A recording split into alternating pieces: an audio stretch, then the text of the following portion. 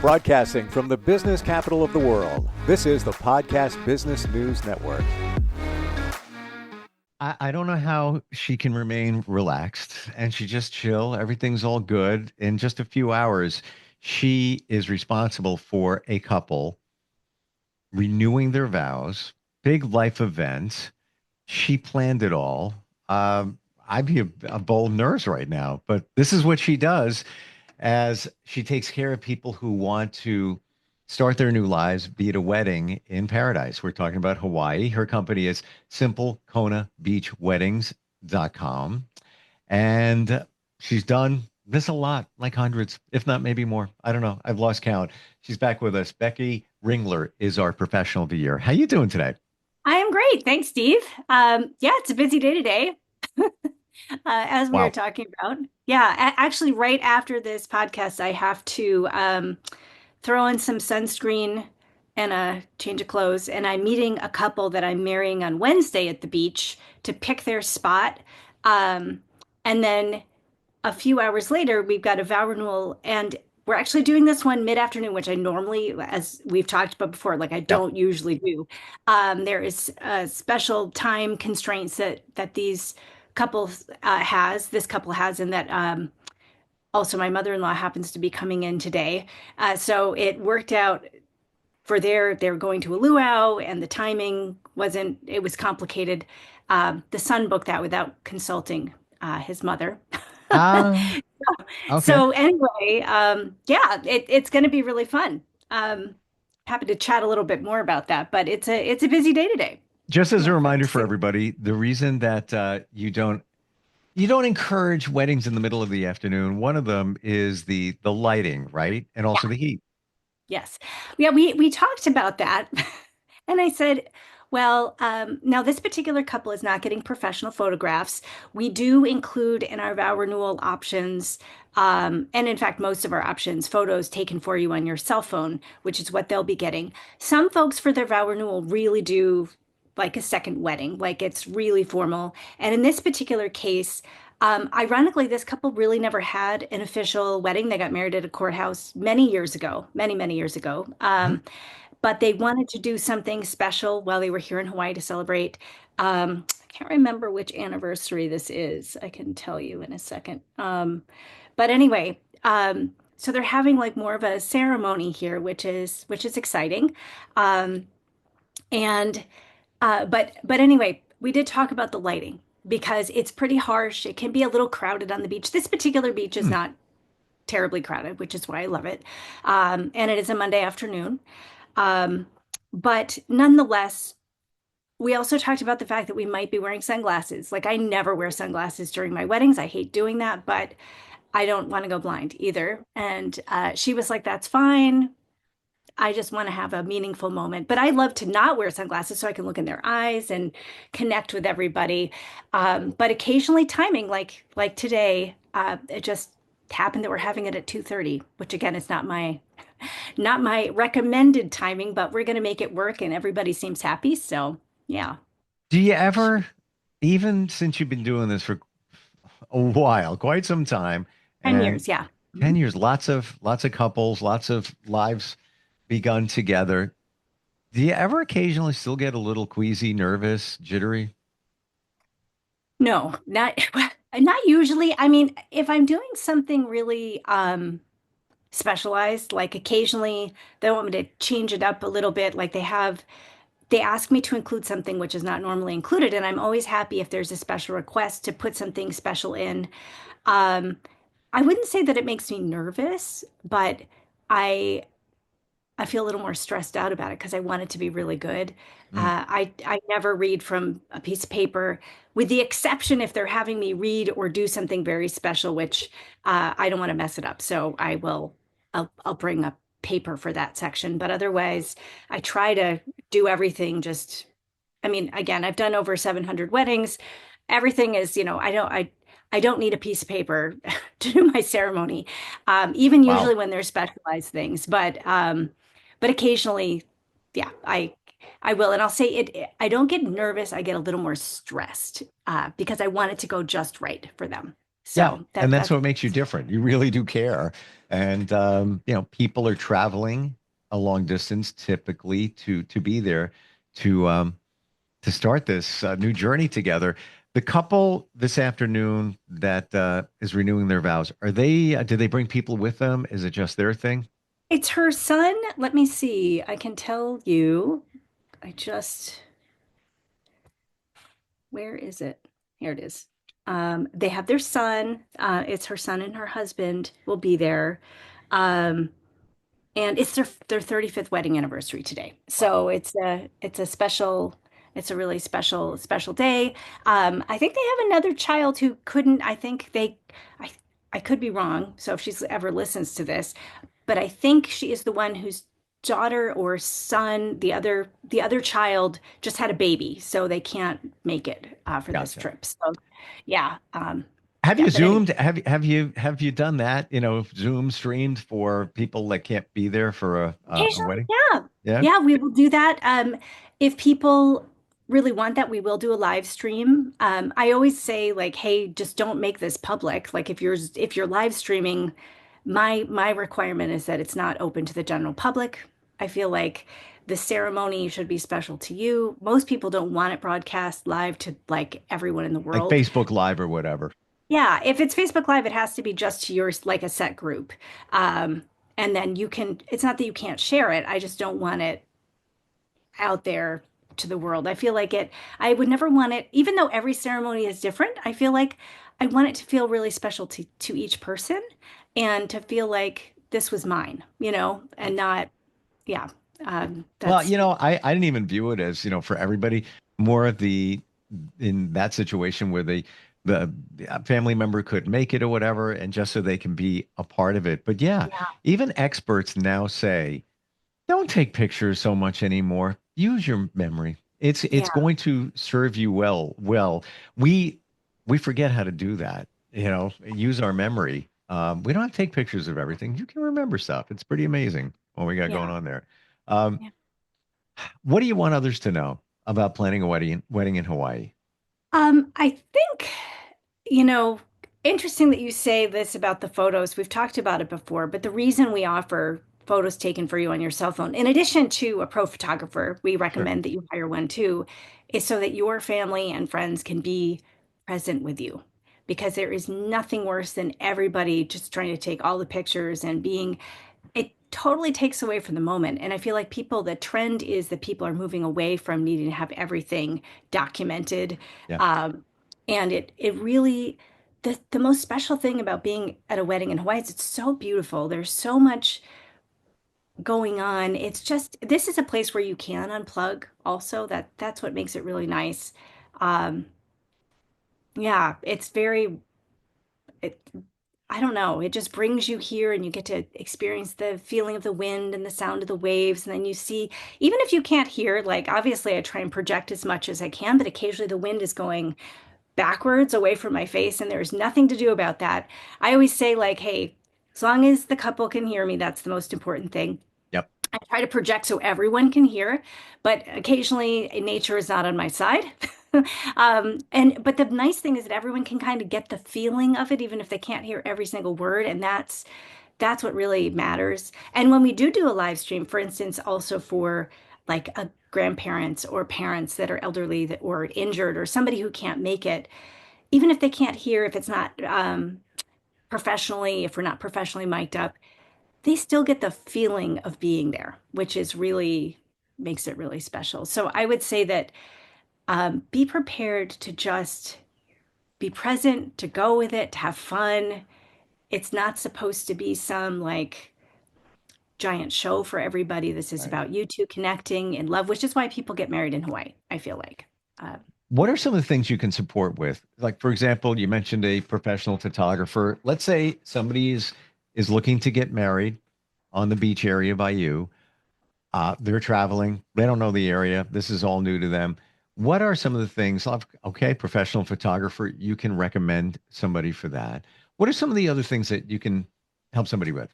yeah, I mean, we help people take care of everything. If you do a custom wedding with us, we'll get you quotes. We'll go over the options. Depending on your style, I can get quotes and help connect them to the right person. Of course, we have referrals for hair and makeup. Now, I do have, if you're not doing a custom wedding, I do have like a resources list where people can look up for my recommended referrals and people that I trust for, again, hair and makeup.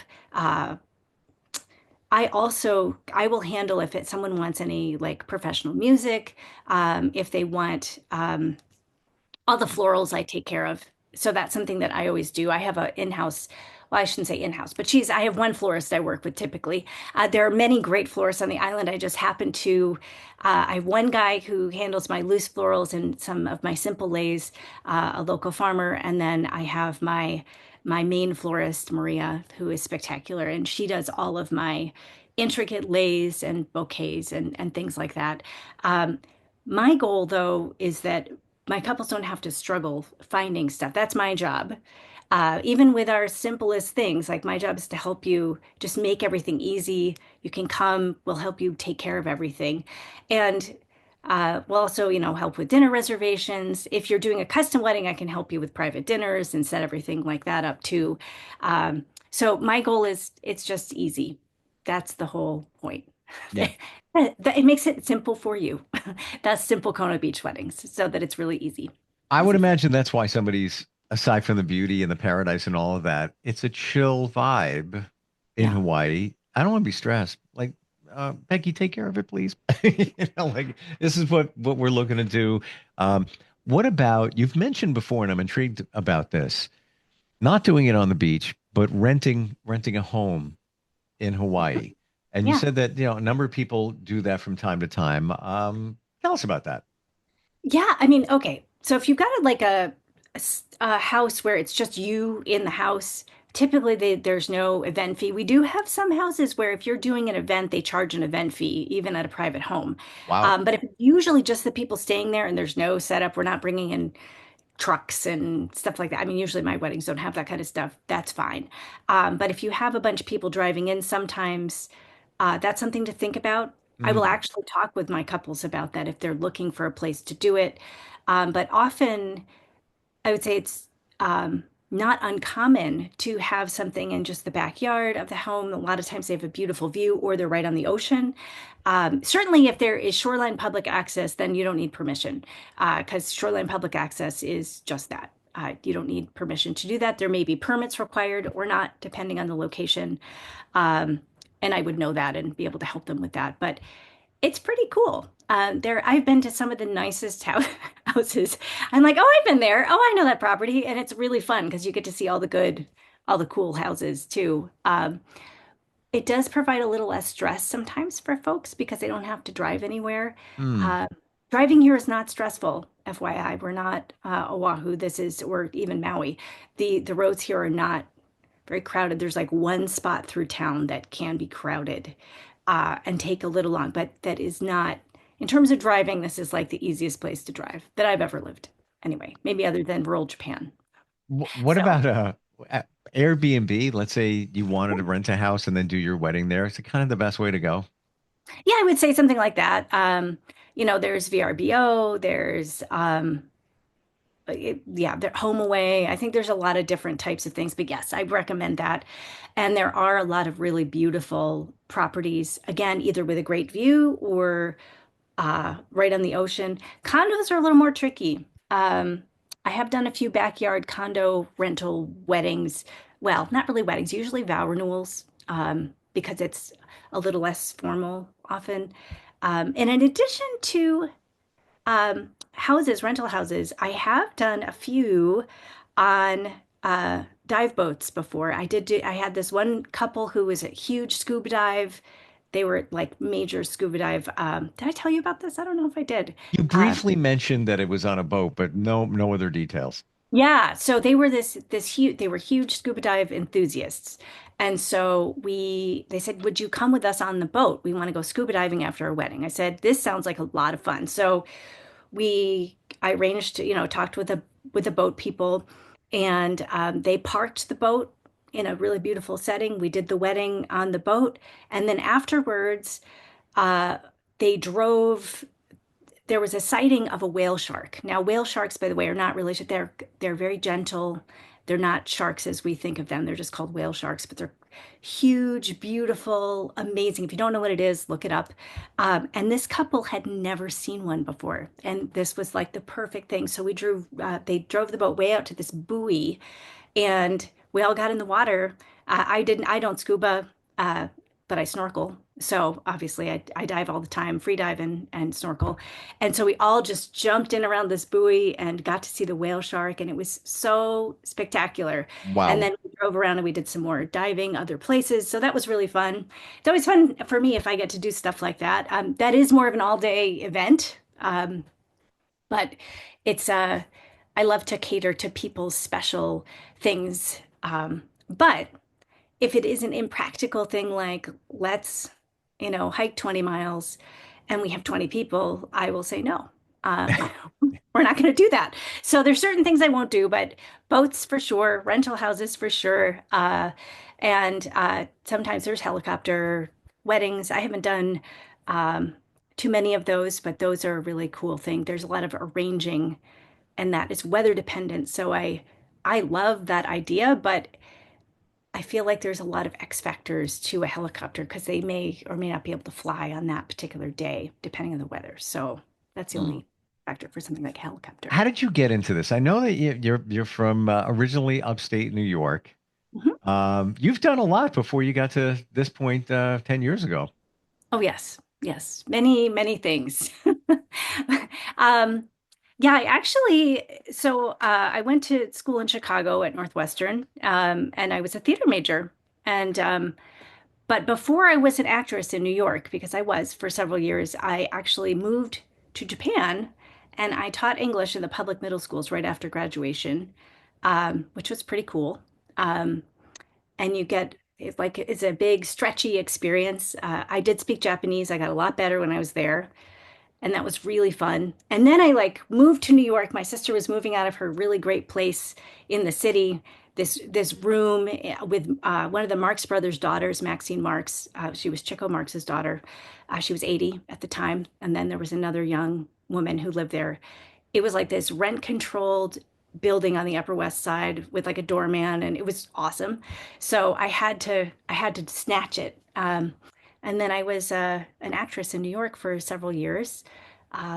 So that was really fun. And I feel like there's a lot of things that I do now that were informed, like I had a lot of practice from what I did before. So yeah, that was a really great thing. I did a lot of, I'm not a singer. I can sing, but that was not my thing. I did a lot of Shakespeare, comedies, various things. Yeah, it was a really good time. It was ironic. I woke up one day and I felt really unfulfilled. And I remember my acting teacher from college used to say, if you ever feel like doing anything else for the love of God, do it. And, I was starting to get recognized on the street. I didn't have to, like, I was being called in for auditions rather than having to go to cattle calls. I feel like things were really picking up. And then it's like, I need to leave. So, yeah. So I ended up moving to San Francisco for grad school, and I got a degree in counseling psychology with a concentration in expressive arts therapy, where you use art to help Mm. facilitate the healing process, which again is all related. There's a little bit of drama therapy and artwork and all sorts of stuff. So I did a lot of that for a long time. And then I started facilitating singles play shops where people could meet and they would sort of play. I organized a bunch of games so they could meet each other in that capacity. Um, this is Right, let me also, make sure I get that right. yeah, Singles, what was this? singles play shops instead of workshops. They were play shops. And I try to get, and these were in this particular case, this was for straight men and women. And I would organize a thing where it would be kind of an equal number. And then I facilitated a bunch of games. A lot of them were actually they're bonding games, right? Like you close your eyes and first you're randomly assigned to a partner and you close your eyes and you feel their hand and you have to feel what their hand feels like. And then, um, or maybe everyone's blindfolded. And then I had everyone mingle around And then when I think it was sort of like musical chairs, like the music stopped, and then you had to find your partner by just holding, shaking people's hands. And like there's a lot of really cool Wow. um, exercises that I led people through that really created some matches. I think it was really neat. So I'm that was kind looking at your life thus far and how everything you did, in my view, supports what you do now. So yeah. the theatrical part, there's a production that's Oh, going and I on there. produced tons of shows in college also. So I was a producer. So So you're producing yeah, weddings now, in a sense. yep, Then you also studied, let's call it the mind, the therapeutic side of it, that aspect. And when people are getting married and together, there's that element. And then, yeah, of course, you worked with singles and making it fun. Again, putting couples together. You are for the rest of their lives. Like yeah. that's all of this. I don't even think I'm reading into it. And like that's just face No, value of your yeah. past and how it translates to what you do now. It's fascinating. Wow. Yeah, I feel really lucky because I feel like everything. So, okay, when I was in college, I had this roommate, Betty who, she is still a good friend of mine. Was she Her, related to Horton? no. Okay. Um, and so I went to visit her one summer when in college, I was living in California doing a theater program in the summer, and I went to visit her, and her mom did my Chinese chart. And her mom told me um, that I was going to be doing a lot of things, but finally in my middle life, I was going to be really, really successful. But everything I did up to then would lead toward this place. And I feel like that is true. I was like, uh, okay, this will be really interesting. And it was a really great perspective at, you know, what was it, 20 years old to kind of feel like, okay, no matter what I do, it's going to be good. And it was a really nice feeling to kind of see that. And now that I look at it, it's all true. So it's been really interesting. I've done uh, many other things. I had a personal development business for a while. I spent a lot of time on the phone talking to people that I didn't know, and I feel like all of that makes me really comfortable with my couples. I love meeting new couples. Like there's something so fun about that. Some people get really anxious, and for me, like the first call is super fun. I can't wait to talk to people. It's partially my personality too, I think, but I really feel like there's something so interesting about hearing somebody's story and how they Yeah. came together and And the yeah. dynamics between two people, I'm sure you pick up on that vibe too. Like what brought them together? What makes them different? Why, what makes them excited about what they're going to do? It's amazing our journeys where they take us, isn't it? Yeah, yeah, I sometimes I can't quite believe it. Um, And I have to say, Zoom has changed everything. I started using Zoom in 2020. Prior to that, I was just doing phone calls with people, and Hmm. you can really hear really well. I mean, I was really good at listening for nuances, but Zoom takes it to a whole nother level because you can actually see physically how people interact with each other. Um, and if there's a long silence, you can see that they're thinking not like who knows what.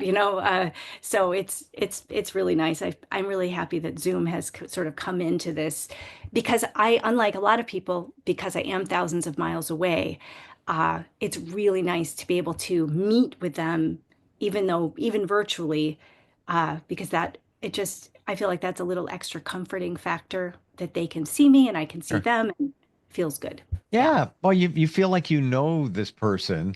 Even when I start with a new doctor, what do? I Google, I look at pictures. I want to feel like I know them before I Yeah. go. Yeah. Just a feeling of familiarity, really what it comes down to. And plus, people are putting their trust in you. There's a lot going on there. There's, halfway around the world potentially Yeah. in Hawaii. What's the best way to find you, Becky? I would say my website is the best way to find me, which is simplekonabeachweddings.com. And also, you can find me on Instagram and Facebook. Both of those are just Simple Kona Beach Weddings. Um, you know, that's how you'd find me. And make sure there's an S on the end of wedding. So it's weddings. And yeah, I mean, obviously I do have a phone number on my site, but I actually prefer that you go and you get some information first. And then we usually set up a Zoom call. I send a link to my calendar. There's a little survey I'll have you fill out. That way we can have a really good, fruitful conversation. So yeah. I find it that talking to you, anything is possible, whatever anybody's dream is, within reason that you can get it done. And I truly respect your standards where it's like, no, I don't want to do the wedding during the day with the sun. I'm telling you, it's not going to be good. If somebody pushes it like this couple today because of their situation, so be it, and I'm sure it's going to be fine, but Oh, it will be. I mean, mainly if something happens and we have to do it at a certain time, I set expectations so that they're aware, sure, like, hey, sure. and everyone's like, okay, then yeah, it'll be good. I'm really excited about it. And today their goal isn't about the pictures. Yes, it's great to have a couple of shots, whatever, on your cell phone, but it's not like, you're paying thousands for a photographer to come in and get it done, and now you have lighting that nothing can Yeah. control, not even Phil Yeah. lighting from the photographer. Always wonderful talking with you. I swear I feel like I'm there. Like like Good. and I think that's you. I think that's your Oh, energy. Um, thanks. Once again, the website, very simple, literally simple, Kona Beach Weddings.com. Thanks for being here today. Thanks so much, Steve. Appreciate Have it. a Good great luck. day. Good luck later on today. Thanks. Okay. We'll be Bye. right back.